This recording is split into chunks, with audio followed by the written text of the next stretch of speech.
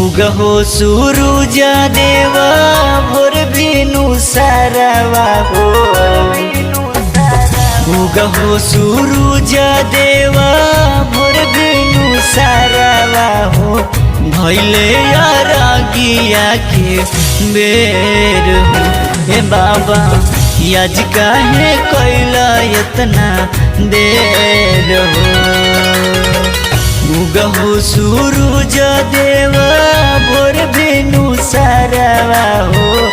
उगहो सूरज देवा भोर बिनु सारवा हो। भैले अरगिया के बेर हो।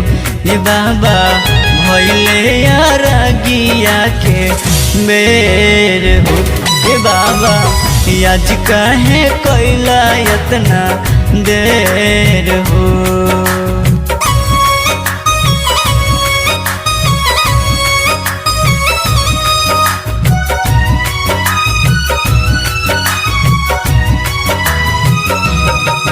Music by Rakesh Rock. Ganga ji में खाड़ती वही कर जोरिया हो। गंगा जी में खाड़ती वही कर जोरिया हो। सुनिला ना बाजिन के पुकार हो। हे बाबा सुनिला ना तिवई के पुकार हो। गंगा जी में खाड़ती वही कर जोरिया हो। गंगा जी में खाड़ती वही कर जोरिया हो।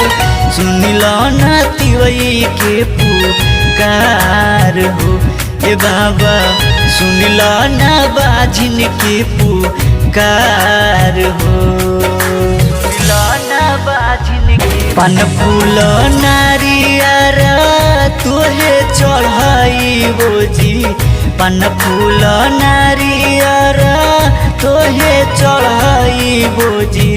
सुनला ना तिवई के पुकार जी। हे बाबा सुनला ना तिवई के पुकार जी। हे बाबा सुनला ना बाजिन के पुकार जी। रिकॉर्डिंग बाय रॉकस्टार म्यूजिक कलमा। Music by Rakesh rock.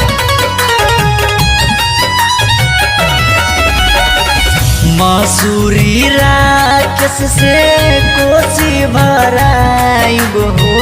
मसूरी संतु से कोसी भराई हो। सुनिला ना तिवई के पुकार हो। ए बाबा सुनिला ना तिवई के पुकार हो। सुनिला ना दिन दिन से भूखल मुहवा चुराइल हो। दिन दिन से भूखल मुहवा झुराइल हो।